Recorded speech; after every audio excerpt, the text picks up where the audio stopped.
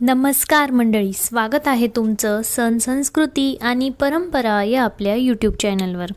मंडळी, वास्तुशास्त्रात अशा अनेक गोष्टी सांगितल्या आहेत की ज्या आपण घरात केल्याने आपल्या घरात सुख समृद्धी येते।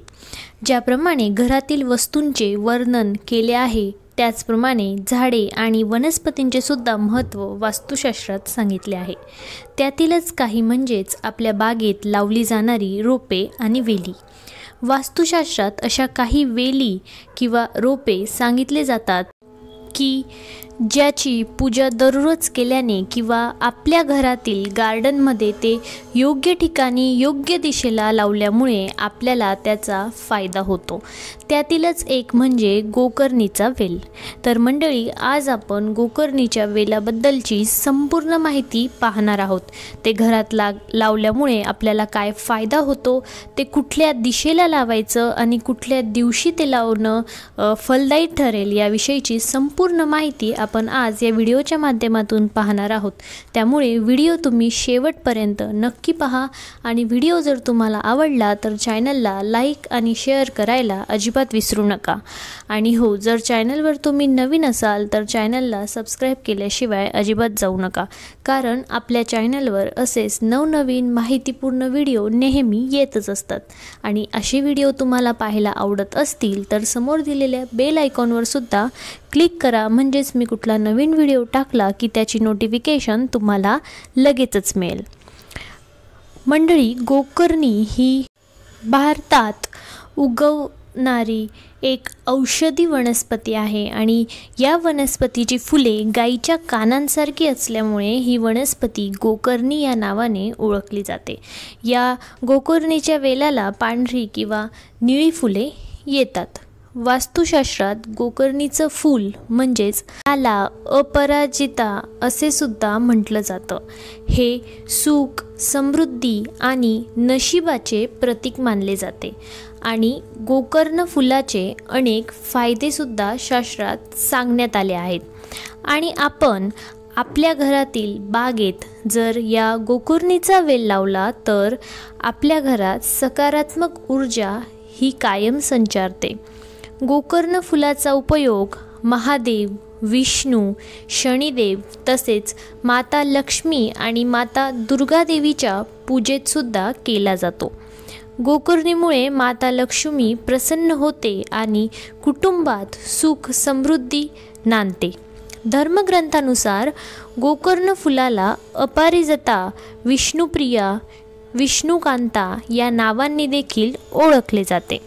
गोकर्णी धनाची देवी लक्ष्मीशी संबंधित आहे, त्यामुळे गोकर्णी घरात लावल्याने आर्थिक समृद्धी वाढते आणि ही वेल शुभ आणि पूजनीय असल्यामुळे तिच्या प्रभावामुळे आपल्या घरात सुख शांतीचे वातावरण निर्माण होते। भगवान विष्णूंना सुद्धा हे वेल, हे फूल प्रिय असल्यामुळे आपल्याला भगवान विष्णूंची सुद्धा कृपा प्राप्त होते। माता लक्ष्मी गोकर्णी सोबत राहते असे सुद्धा म्हटले जाते आणि या वेलीला वास्तुशास्त्रात धन बेल असेही म्हटले जाते। आणि ज्योतिषशास्त्रानुसार असे म्हटले जाते की गोकर्णीचा म्हणजेच कृष्णकांताची वेल जशी जशी वाढते तशी तशी आपल्या घरात सुख समृद्धी सुद्धा वाढते। कृष्णकांता म्हणजेच निळ्या रंगाची अपराजिता कोणत्या दिशेला आणि कधी लावायची वास्तुशास्त्रानुसार ते आता आपण पाहूया। घरामध्ये उत्तर दिशेला निळ्या रंगाची अपराजिता वेल लावल्याने शुभ फळ मिळते आणि घरात सुख समृद्धी कायम टिकून राहते। आणि ही वेल कधीही चुकूनही पश्चिम किंवा दक्षिण दिशेला लावू नये। आणि त्याचप्रमाणे घराचा मुख्य दरवाजा जो असतो त्याच्या उजव्या बाजूला सुद्धा हे वेल जे आहे गोकर्णीचं हे लावणं शुभ मानलं जातं। किंवा तुम्हाला तसं जमत नसेल तर तुम्ही तुमच्या घरात जिथे बाग असेल, तुमचं जिथे गार्डन असेल तिथे तुम्ही उत्तर दिशेला किंवा ईशान्य दिशेला तुम्ही हा वेल लावू शकता। त्यानंतर ही वेल जर तुम्ही गुरुवारी किंवा शुक्रवारी लावली तर ते खूप जास्त शुभ मानलं जातं आणि या माता लक्ष्मी आणि भगवान कुबेर यांचे आशीर्वाद प्राप्त होतात आणि ते नेहमी प्रसन्न राहतात असं म्हटलं जातं आणि त्यांच्या आशीर्वादामुळेच आपल्या कुटुंबाची आर्थिक परिस्थितीसुद्धा सुधारते. चला तर मग पाहूया की या गोकर्णीच्या वेलाचे आपल्याला काय काय फायदे होतात. घरामध्ये निळ्या रंगाची अपराजिताचा वेल लावल्याने आणि ती फुलं विष्णूला अर्पित केल्याने घरातील सदस्यांची बुद्धी तीक्ष्ण होते. अशा कुटुंबात कधीही पराभव होत नाही आणि त्याचप्रमाणे ही वेल लावल्यामुळे आपल्या घरातून नकारात्मकता निघून जाते, निगेटिव्ह एनर्जी निघून जाते आणि घरात पॉझिटिव्ह म्हणजे सकारात्मक ऊर्जेचा वास होतो. ही वेल विष्णुप्रिय असल्यामुळे कृष्णकांता म्हणजेच निळ्या रंगाची अपराजिता वेल धनलक्ष्मीलाही आकर्षित करते अशी धार्मिक धारणा आहे. ज्या घरात हे रोप लावले जाते तिथे माता लक्ष्मी स्वतः वास करते आणि धनवान होण्यासाठी केलेले कष्टसुद्धा यशस्वी होतात.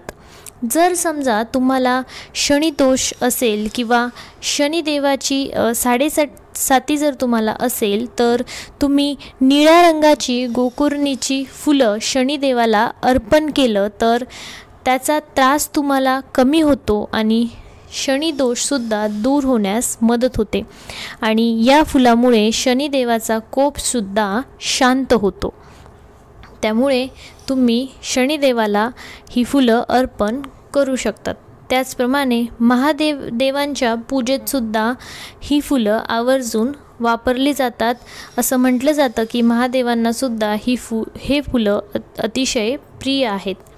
तर मंडळी, अशा पद्धतीने आपण गोकर्णीचा वेल आपल्या बागेत लावून आपल्या घरातील नकारात्मकता घालवू शकतो, जे आपल्या घरासाठी योग्य असेल, ज्यामुळे आपल्या घरात सकारात्मक ऊर्जेचा प्रभाव निर्माण होत असेल आणि ती गोष्ट जर आपण करू शकत असू तर ती आपण नक्कीच केली पाहिजे.